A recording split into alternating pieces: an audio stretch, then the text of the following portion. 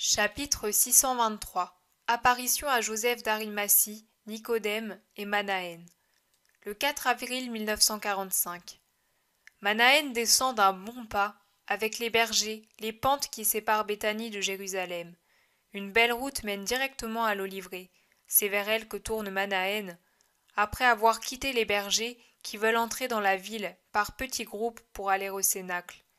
Un peu avant, je le remarque à leur conversation, ils doivent avoir rencontré Jean qui allait à Béthanie apporter la nouvelle de la résurrection et l'ordre d'être tous en Galilée dans quelques jours.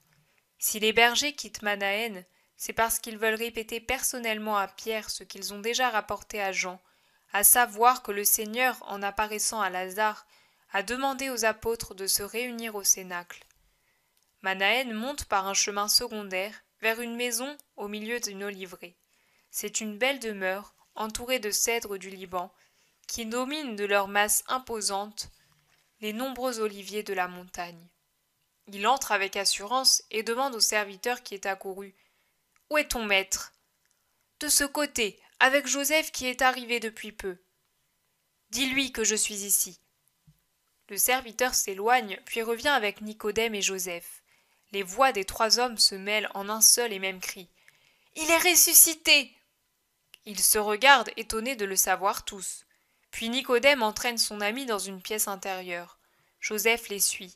« Tu as osé revenir ?»« Oui, il a dit au Cénacle.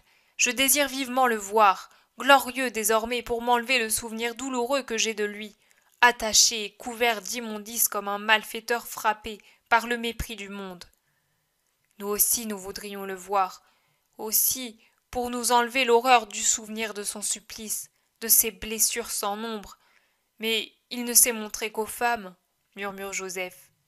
C'est juste, elles lui ont été toujours fidèles ces années-ci. Nous autres, nous avions peur, sa mère l'a dit. C'est un bien pauvre amour que le vôtre s'il a attendu cette heure pour se manifester, constate Nicodème.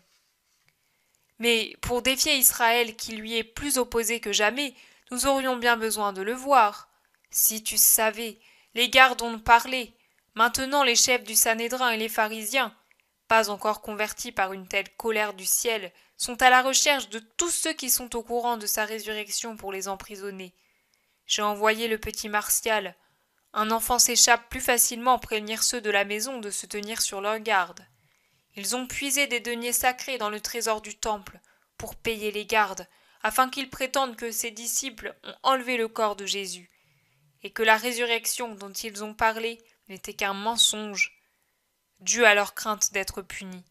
La ville bout comme un chaudron, et il y a des disciples qui la quittent déjà par peur.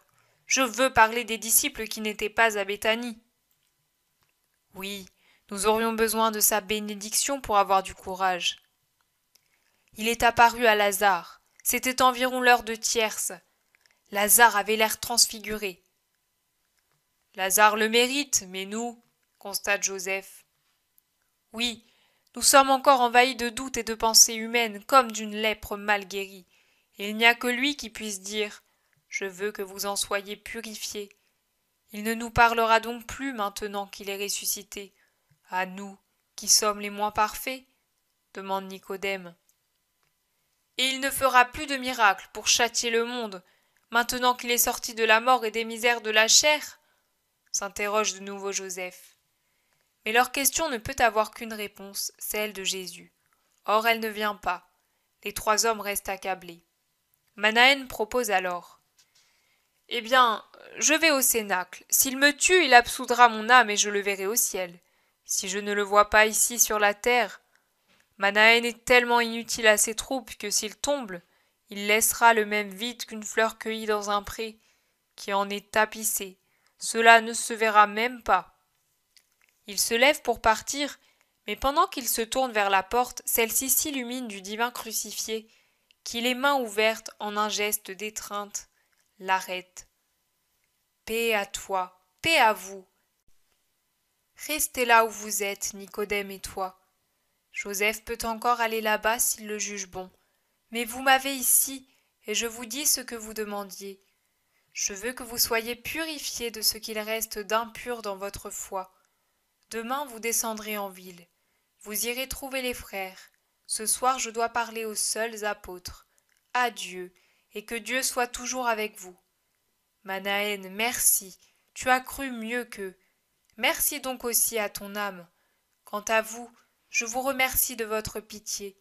Tâchez de l'élever en menant une vie de foi intrépide. Jésus disparaît dans une incandescence éblouissante. Les trois hommes sont à la fois heureux et troublés. C'était vraiment lui ? Demande Joseph.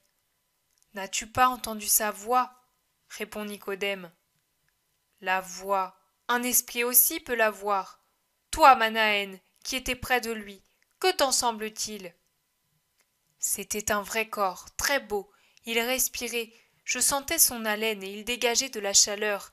Et puis, les plaies, je les ai vues. Elles paraissaient ouvertes à ce moment. Elles ne saignaient pas, mais c'était une chair vivante. Oh, ne doutez plus, qu'il ne vous châtie pas.